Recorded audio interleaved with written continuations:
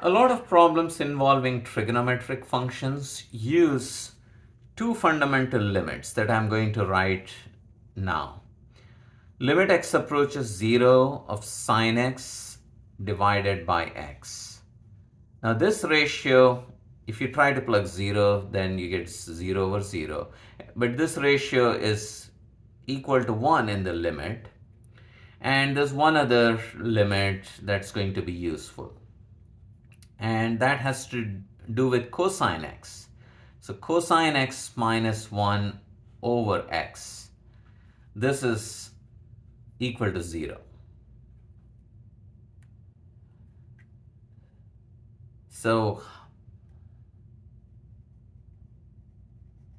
how do I use them? Well, let's look at some examples. So 1. Say I have to find limit x approaches 0 of tan x divided by x. Now, if this was a sine x, then it would have just been this identity. But what do I know about tan x? I can write that as sine x over cosine x. So this is sine x over cosine x divided by x.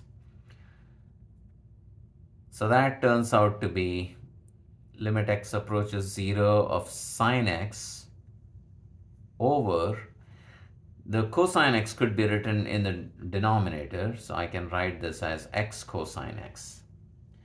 And notice I can write this as a product of two functions, where the first one is sine x over x, and then the other function is 1 over cosine x. So this is the same as taking the limit x approaches 0 of 1 over cosine x.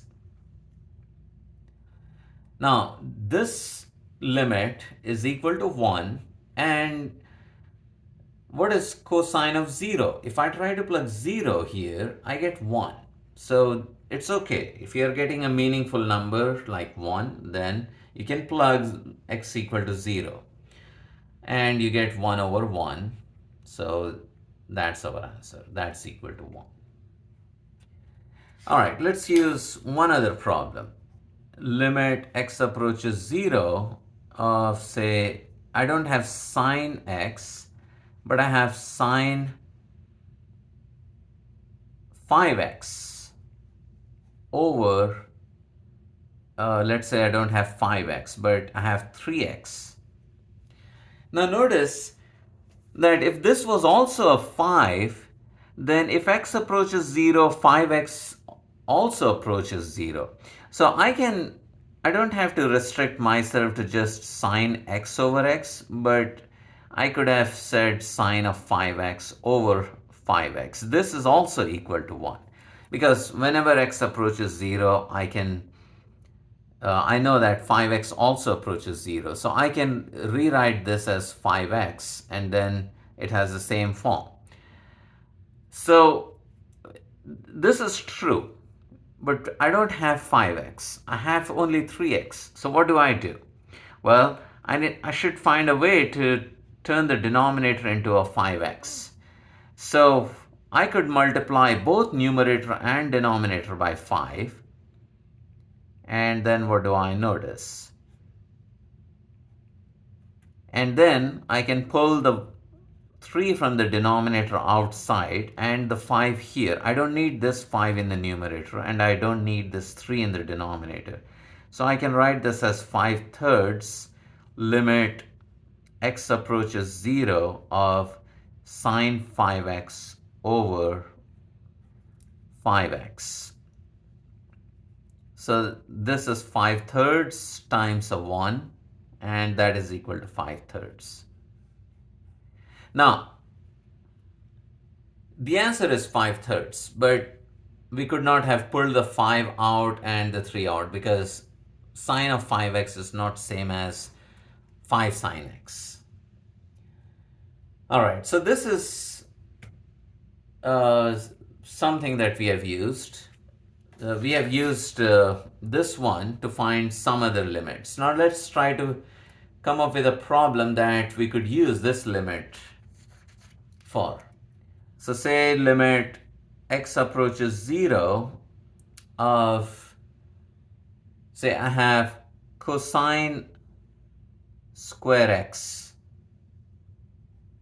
minus 1 over x times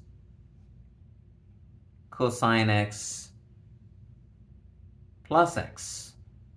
Oh, sorry, plus 1. All right. Now if we try to plug x equal to 0, what does it look like? Well, the denominator is going to be 0 because I have a factor of 0 here. And cosine 0 is 1, so you get 1 minus 1, 0 in the numerator as well. So if it's 0 over 0, then we got to do something. We got to modify that function and hopefully cancel out a common factor. Now notice cosine square x minus 1 could be thought of as 1 square. So really we have difference of squares in the numerator. So let's factor that. So cosine x minus 1 and then cosine x plus 1 is what we get. And then we have x times of cosine x plus 1. And now we see a common factor. And x is not 0, so this is not, we can, oh, I'm sorry, I apologize. I meant to use this one, cosine x minus 1, so I want to retain cosine x minus 1. Oh yes, that's what we have. Perfect. So we can go ahead and cancel out that common factor, and we get cosine x minus 1 over x. So this happens to be just 0.